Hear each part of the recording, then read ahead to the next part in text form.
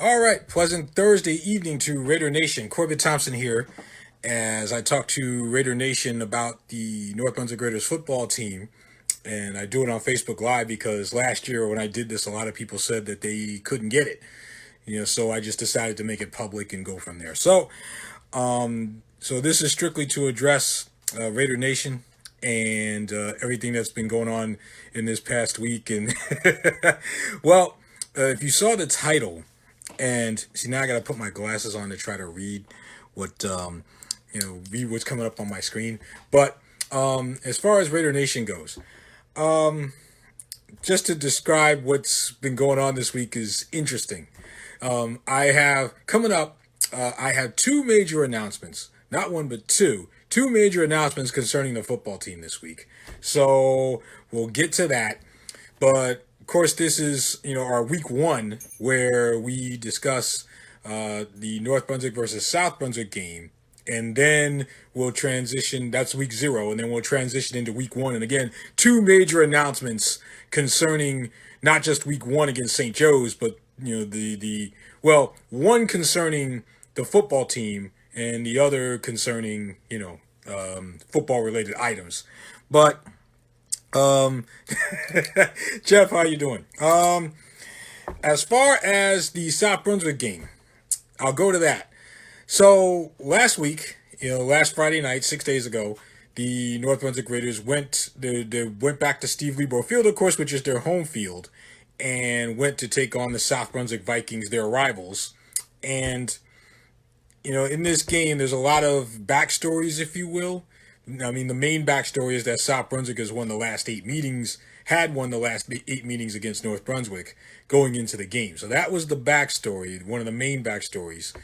And also, it's opening night, and this is the first time that these two teams are meeting on opening night because normally they meet on Thanksgiving. They did not last year, and so now they renew their rivalry on opening night. And new head coach for South Brunswick, John Viato, who was a Raiders coach under Mike Sipot and was a line coach with the Raiders for the last couple of years, now moves to his alma mater and coaches South Brunswick, takes over for Joe George. And so you have that backstory as well. And so, of course, the Raiders come out and first of all, new uniforms. So that the home and away, which I like the away uniforms, by the way, because I don't need these to try to see anything, and I don't need my binoculars to try to see anything. And the less I can rely on these, the better off I will be. So, with that in mind, the Raiders come out in their new jerseys. South Brunswick comes out in their traditional road whites. And so, opening kick. I'll fast forward a little bit. No score through the first quarter, which, if you're the Raiders, I don't know. I would say that no, they don't. They don't, Rob. They were 10-2 last year. Rob was asking me about the Raiders and if they were still a bad program, and so I'm going to explain to Rob before I get to South Brunswick. Rob, yeah, they were 10-2 last year and 6-4 the year before, and they made the state playoffs both years, the last 2 years. The Raiders have never made the state playoffs 3 years in a row, so that's what they're striving for this year, is to make the state playoffs for the third straight year. And so to answer your question, no, they do not suck. No, they don't. They're ranked the number 7 team in the state of New Jersey as of this week. So hopefully, so hopefully that answers your question. But no, I got you. I got you.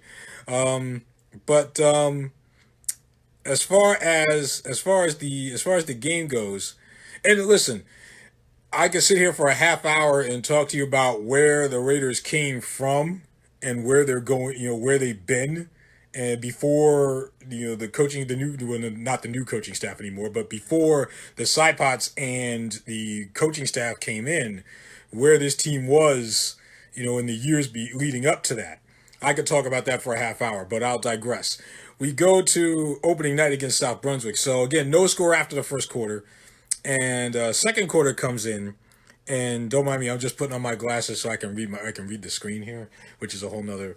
But second quarter comes in, right? And so again, no score, and this is where I have my trusty sheet here, and now the Raiders, well, for a long time in this game, they were losing the turnover battle, but it, by South Brunswick had a turnover on them, but it didn't seem to really, affect things, and so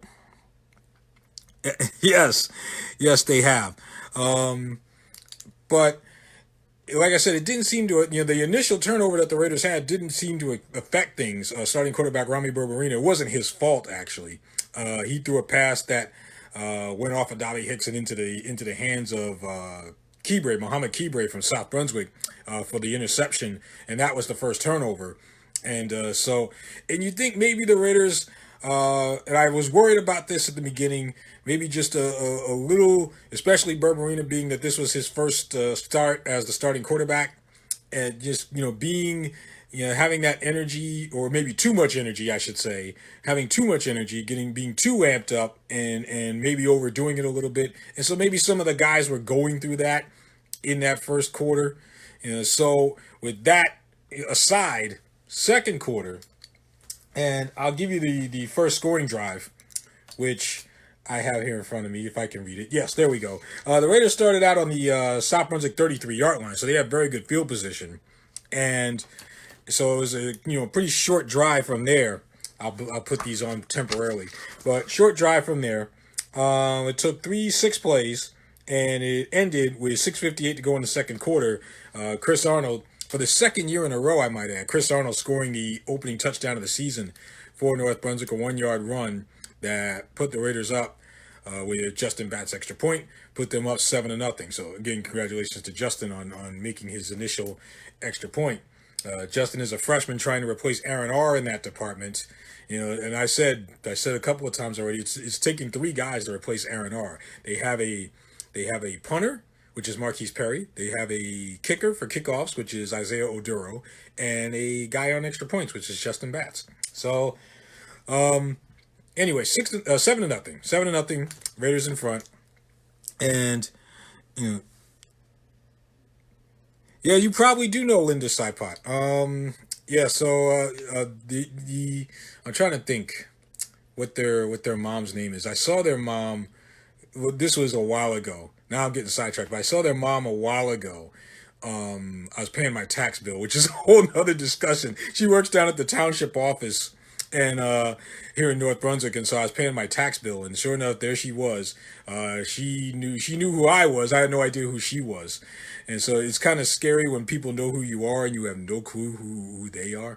So if that's who you're referring to, I don't remember her first name now. But I don't remember if it was Linda or not. They can, the guys can tell me. I know John is listening in. I know he could probably tell me what his mom's first name is. But does she have blonde hair? I don't think so. I don't think she did. But I could be dead wrong. But I don't recall her having blonde hair. But that being said, so Raiders led it 7-0. So now I'll get to the play of the game, and I knew John was listening. Listen, somebody wanted to know, okay? Somebody wanted to know, so don't blame me. So John is not thrilled, I guess, but no, somebody wanted to know, okay? So I try to answer, if there's a question, I try to answer it. If I can't, I say I don't know and I move on. So getting back to the game, John likes to troll me. Anyway, getting back to the game, second quarter. So Raiders were up 7-0. I was about to get to the play of the game, and with that in mind. So 7-0. It's like late second quarter. See, John's trolling me. John, listen, at least you're not trolling me about the Mets, so I'm happy about that. I shouldn't have brought that up. See, the Mets are on a winning streak, but and he will still find a way to troll me. But anyway, second quarter, late second, and the Raiders started on this possession. They started on. No, that's not it.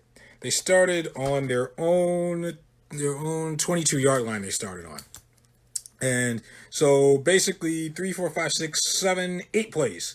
And on the 8th play of the drive, the Raiders made it all the way to the South Brunswick 36. And Dave Hicks, playing in his first game as a Raider, would get the call. He would get the ball, and he took it 36 yards to pay dirt to give the Raiders a 13-0 lead. Justin Batts with the extra point, 14-0. So the Raiders were up, sitting pretty there at halftime at 14-0. So now, play of the game. Now, this is where, and I missed this about, and we'll have picture of the week with Hakeem Davis in a moment. But, play of the game. So 14-0 at halftime. Of course, both teams go into the locker room at half and talk strategy and that kind of thing. Second half comes. Now, the Raiders, and this is classic Mike Sidepot right here, deferred. They won the opening toss. He deferred until the second half. And so why is that important? Because Dave Hicks is back deep for the Raiders, along with Miles Bailey and along with Marquise Perry. So it's kind of a triple threat back there. You pick your poison of who you want to kick it to. If you kick the ball to Bailey, he's going to run one back on you. Marquise Perry's certainly capable of it. But they decided to kick it to Dave Hicks. And I don't know. Now, listen, that's the one thing the Raiders probably had, really going for them, in that, John Viotto, when he was coaching with the Raiders, they didn't have Dave Hicks back then. So he probably didn't, have a very good feel for Hicks at that point. So, well, Dave Hicks got the second half kickoff. This is your, and at least in my opinion, your turning point of the game. Patel kicks it, high kick over to the far side, and picked up at the 5-yard line. This is Hicks, 10, 15, 20, coming around on the near side, 30, he's got room, 35, gets a block, 40, midfield, near side, 40, cuts it back in, 30, 20, 10, 5, touchdown, North Brunswick Raiders, Dave Hicks to start the second half.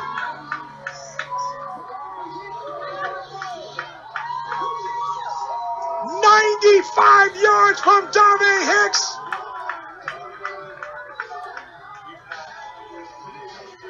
A 9-5 South kick return for Dave Hicks, and the Raiders lead it 20-0.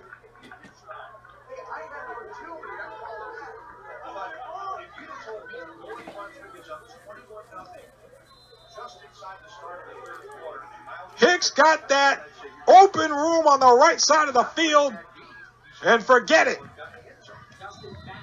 Dave Hicks coming over from New Brunswick and making an immediate impact. So yeah, Dave Hicks, the transfer from New Brunswick, comes in first varsity game, but first game as a Raider, and puts together 2 touchdowns. That one for 95 yards on the kick return to start the second half, and the Raiders were off and running from there. I wonder, I should find out who is faster, in a 40-yard dash. Is Bailey or Hicks?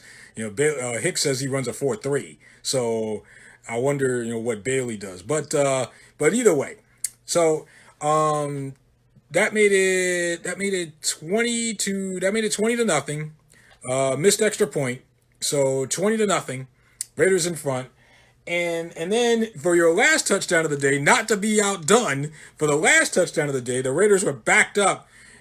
I guess just as a bonus, I'll usually only play one highlight, but just as a bonus, and just because John Sidepot is watching, I will put this one in. So the Raiders are up 20-0, and they start this next possession on their own 1-yard line. South Brunswick's kicker, Jay Patel, who's regarded already as one of the better kickers in the GMC, pins the Raiders deep at their 1-yard line. And 2 plays later, the Raiders are facing 3rd and 9 from their own 2-yard line. And so that is where we pick up, that last clip was the play of the game. But here is what put the icing on the cake. It looks like it'll be 3rd down and 9 from the 2-yard line for North Brunswick. So the Raiders just trying to get out of the end zone here. North Brunswick 20, South Brunswick nothing. The Raiders want to keep it that way.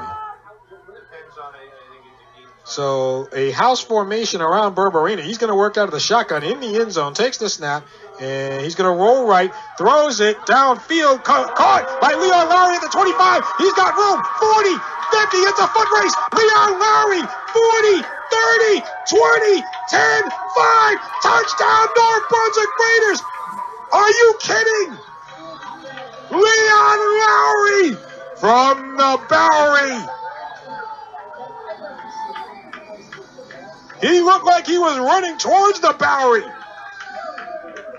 98 yards from Berberina to Lowry. And the Raiders lead at 26-0.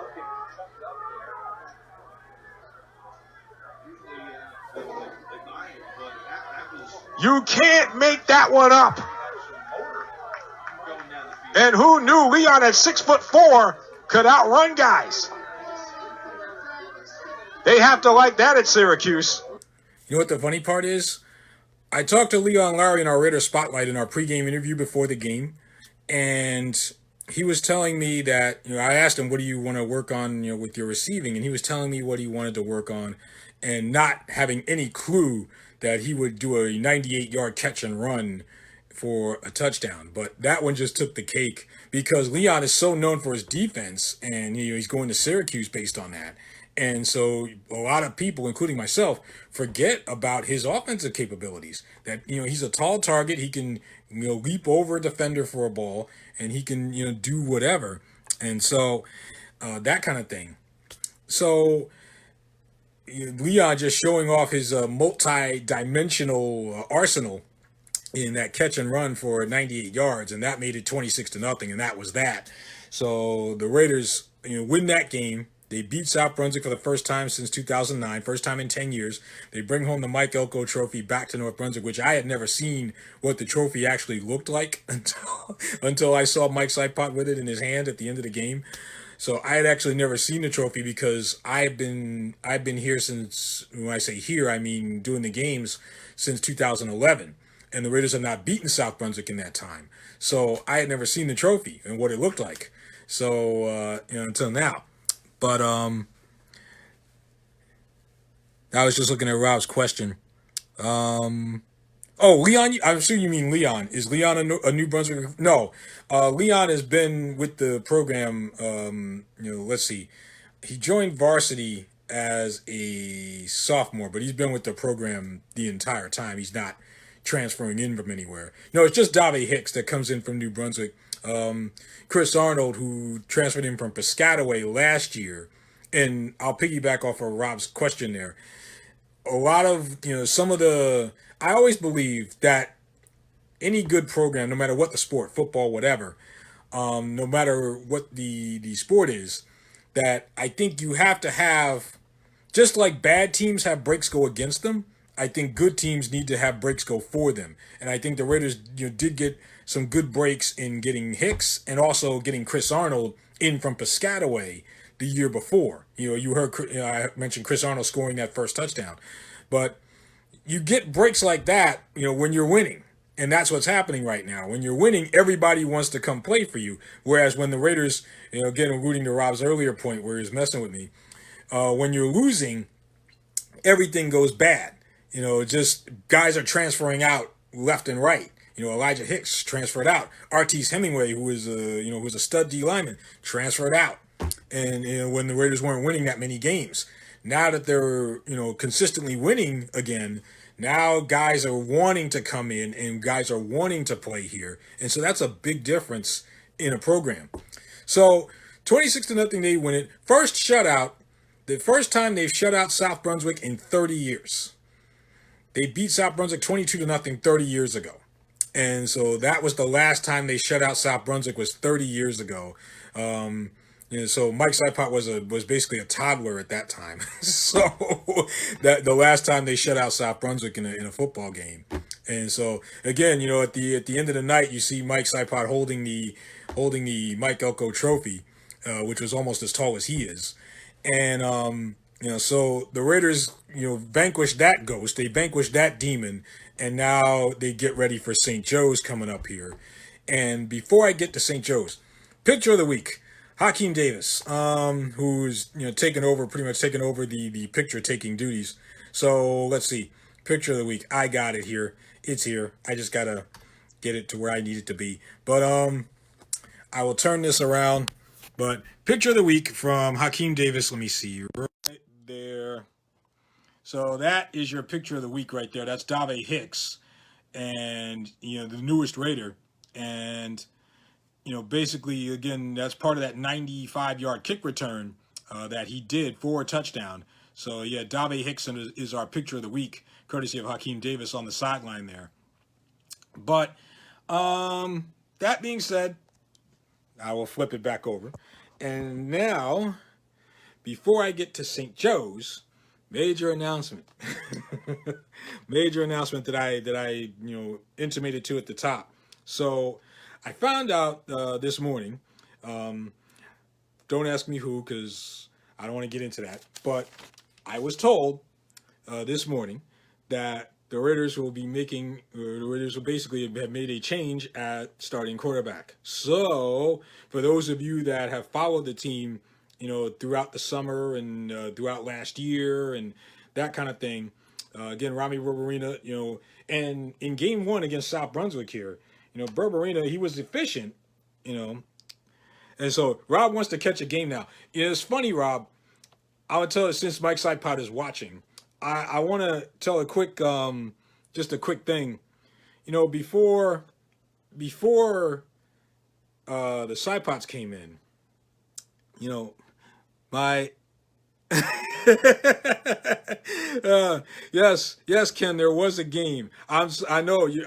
Listen, your guys will they'll figure it out. I think eventually. It's like Ken Paulman.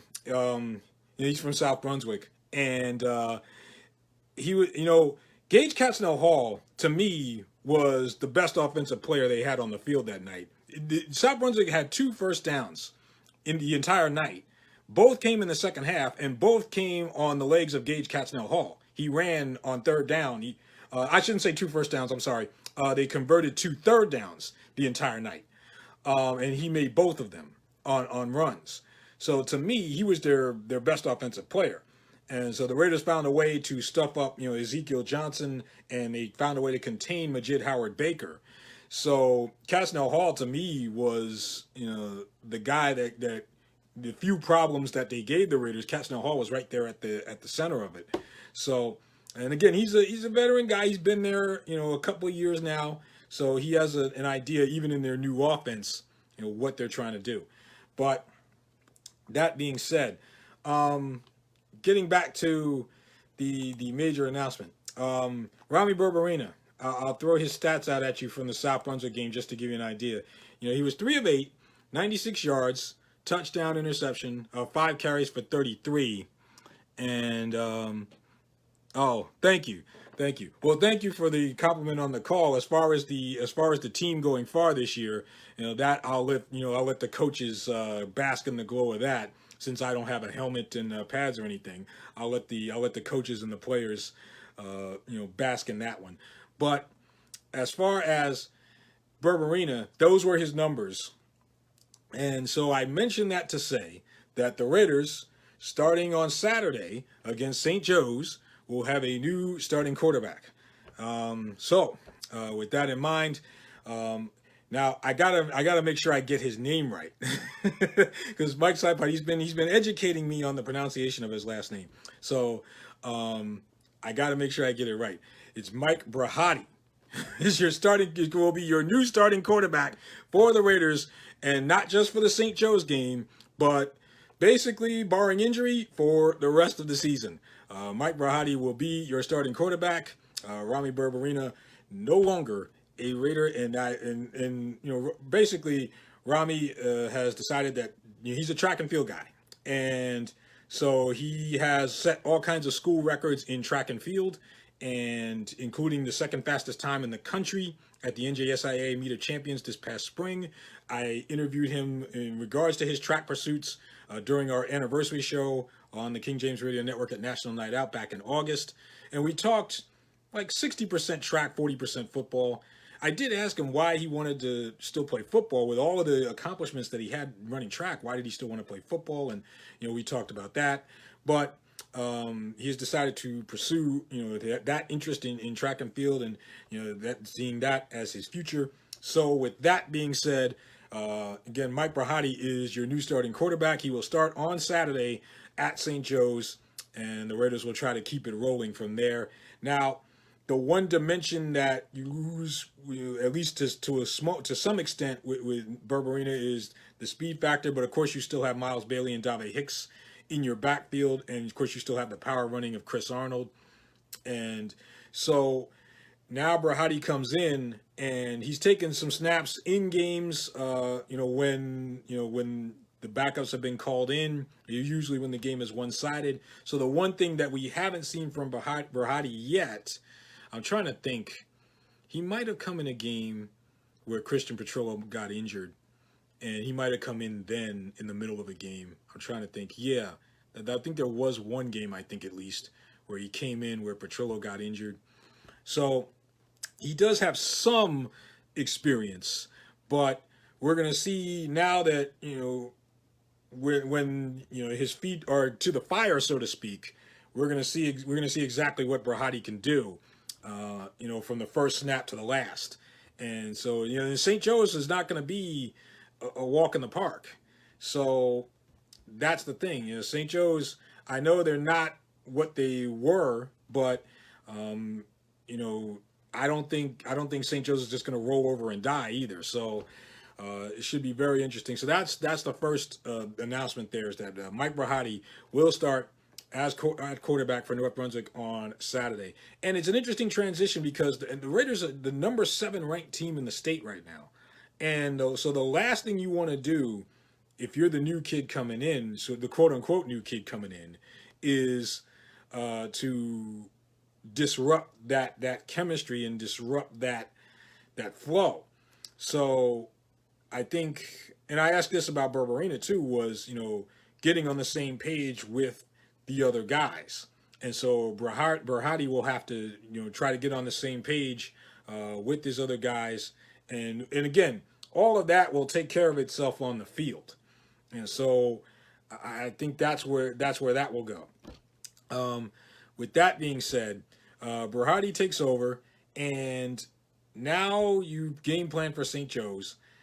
St. Joe's for the second straight year is 0-1. They started 0-1 last year after losing to the Raiders. They start off this year losing to Woodbridge. Lost to Woodbridge 28-12.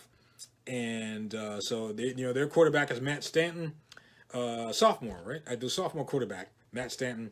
And so they moved Tyree Ford out of that quarterback position. He's their punter. And so I know they got Kayshawn Schulters there. They got a couple of guys that can burn you. So it'll be, of course, obviously, John Olmsted no longer there. John Sott no longer there. So it's not the St. Joe's of recent years past. And so the Raiders will try to take advantage of that coming up on Saturday. The other announcement that I got from, the other major announcement that I got was Mike Sipot was named by the New York Jets as their coach of the week.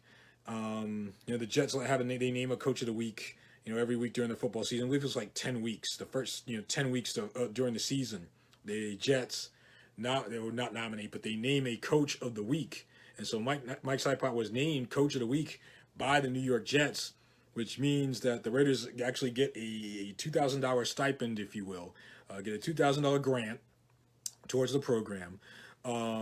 They also get invited to the 7-on-7 high school football tournament that the Jets have in July at MetLife Stadium.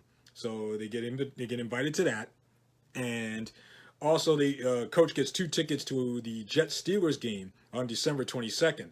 Now, I won't give out Coach Sipot's phone number for those tickets. If John won those tickets, I'd give out his phone number in 2 seconds. But as far as Mike, I won't do that. So yeah, 2 tickets to the Jets Steelers game. Now the burning question is, will he take John or will he take Nick, his twin brother? Yeah. So, I would pay money. I'm sidetracking here. I would pay money to see John and Nick wrestle it out for that one ticket. I'd be rooting for Nick, but I would pay money to see that. So, 300 level. So 300 level. Now, let me think. That's probably pretty good because I've only been to MetLife Stadium once, and that was for a Giants-Eagles game. Hey, listen, I'm not a Jets fan, so you can't at me about the Jets, okay? But I do believe the Jets are cursed. I will say that. I do believe that this thing with Sam Darnold, getting mono proves that the Jets are cursed. They are cursed because they find a way to lose to the Bills, and then the quarterback comes down with mononucleosis, and so you can't make this stuff up. They're cursed. Who knows? You're not right, John. You're not right. But who knows if Darnold will even be back by December 22nd when the Jets play the Steelers. So you might be looking at, when Mike Sipok goes to that game, you might be staring at Trevor Siemian as the starting quarterback. So, but anyway, and who knows what the Steelers will look like? They got thrashed by the Patriots, of course. So anyway, so that being said, Raiders take on Joes on Saturday at 1. My pregame will be at 12:30. Of course, we'll also be on 920 WON, the Apple out of Brooklyn, New York as well. So 12:30 pre, and then 1 o'clock is our kickoff at St. Joe's. They've got me. I think they've got me in the field house at St. Joe's because they got a press box now. But I think they're going to have me in the field house. I don't know if that's a good thing or a bad thing yet. Based on when the last time I was at St. Joe's, it was a September game. It was 2 years ago. September game. It's like 90 something degrees out, and I was on like the roof of the field house, and then like second half it started raining. With my equipment out there and everything, it started raining. So I don't want to go through that again. So I'll take the field house. I'll take whatever house they give me, and I'll go from there. But in any event, Miles Bailey. I'll talk about Bailey for a second. I don't want to overlook Miles, but 18 carries and 164 yards for Bailey against South Brunswick. No touchdowns. Like I said, Dave Hicks had the 2 touchdowns. Leon Lowry caught the 1, and then Chris Arnold had the other one. So Bailey did not get into the end zone. Bailey needs one more touchdown to break North Brunswick's all-time rushing touchdown record. So most likely he'll get it Saturday at St. Joe's. Again, Chris Arnold with a touchdown. Hicks with 2, Lowry with 1. Let's see, Raiders were 5 for 10 on third down, so 50%. And so that's the offense that Mike Brahati will inherit as the new starting quarterback for North Brunswick coming up on Saturday. All right, so with that being said, I will go, and I will catch you guys on the radio at 12:30 on Saturday. Again, jamesisking.com, and for those of you near Brooklyn, it's not. Don't turn your AM dial to 920 out in Brooklyn. Okay, if you live near there. I believe that's just a call number that he uses, Jonathan Rios. It's online. He's on Facebook, 920 WON the Apple on Facebook if you want to look it up.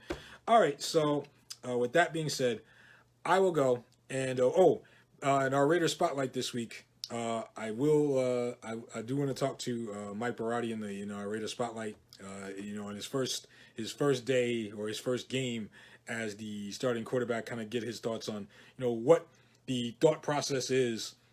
Now knowing that you are the guy, now knowing that this is your team and you're going to get a chance to prove what you can do as the starting QB. So Mike Barati.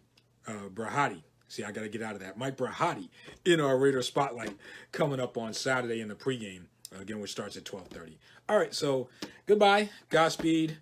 Thank you guys for listening in. Very much appreciated, and we'll talk to you next week after when the Raiders head to Sayreville, which is a whole different conversation based on last year and years past. All right, talk to you guys later.